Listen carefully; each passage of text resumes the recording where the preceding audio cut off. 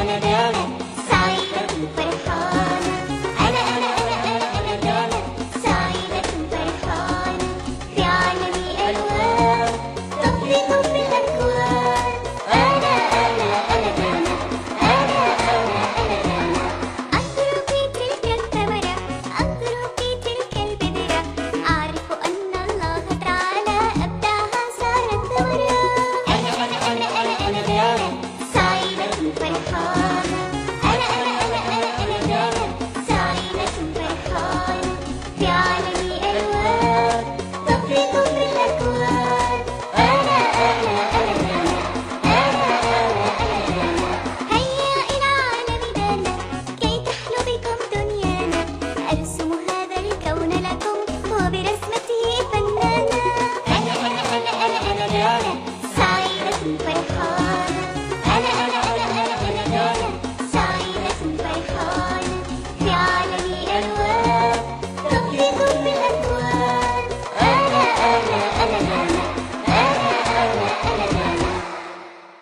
مرحبا بكم أعزائنا الصغار، أهلا بكم في حلقة جديدة من عالم دانا. هل تساءلتم يوما في هذا الوجود كيف أن الله تعالى خلق كل شيء من زوجين اثنين؟ فكل المخلوقات من زوجين، فالفاكهة زوجان والحيوانات والبشر. ما رأيكم أن نبحر في هذا العالم لنعرف أكثر؟ هيا بنا. إن هذه التسبيحة ترسم حقيقة كبيرة من حقائق الوجود، حقيقة وحدة الخلق، وحدة القاعدة والتكوين. فقد خلق الله تعالى الأحياء أزواجا. نعم، خلق الله سبحانه وتعالى الأشياء والأحياء على قاعدة الزوجية. والقرآن الكريم يضعنا أمام أمر عجيب عظيم. لقد سمع الناس هذه الآية منذ 14 قرناً من الزمان، حيث لم تكن تعرف عند الناس هذه الحقيقة، وهي أن المخلوقات بعامة هي أزواج. ولكنها اليوم أضحت من البداهة بمكان، وهذا يشير إلى أن البحوث العلمية سائرة في طريق الوصول إلى الإيمان وإلى الإسلام. إن خلق الأحياء أزواجاً لا يدل بلا شك على وحدة اليد المبدعة التي أوجدت الأشياء بأشكالها وأحجامها وأنواعها وأجناسها وخصائصها وسماتها، وبثت فيها روح الحياة طرية نضرة. فهي تشاهد في الزرع النامي والجنان الوارفة والثمر اليانع، فتفتح العين والقلب على يد الله سبحانه وتعالى، وهي تشق التربة عن النبتة المطلعة إلى النور، وتنظر العود الذي يستشرق الشمس والضياء، وتزين الغصن بالأوراق والثمار. وقد جعلت الزروع التي لا تعد ولا تحصى أزواجاً ذكرانا وإناثا. فتبارك الله الذي خلق الأزواج كلها.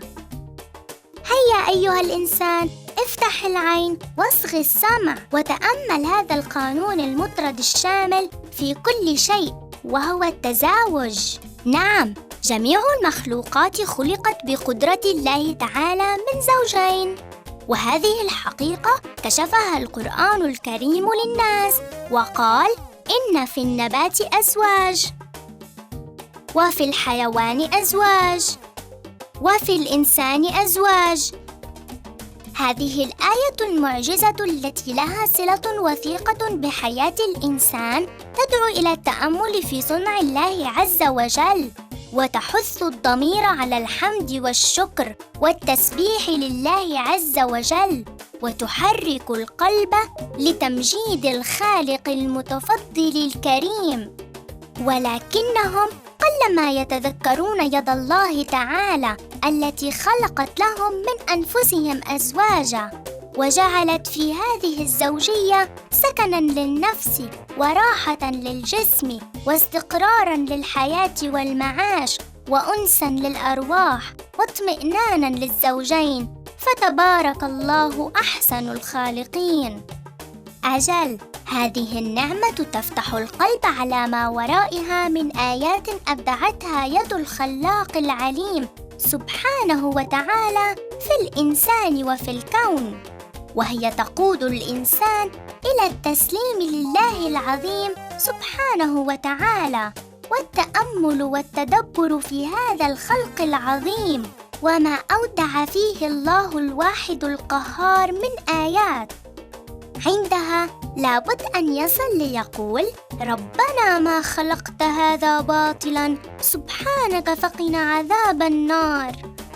وفي ختام هذه الحلقة أرجو أن أكون قد شرحت لكم معنى الزوجية، وأرجو أن تكونوا قد استفدتم بما قالت دانا. ألقاكم على خير، إلى اللقاء.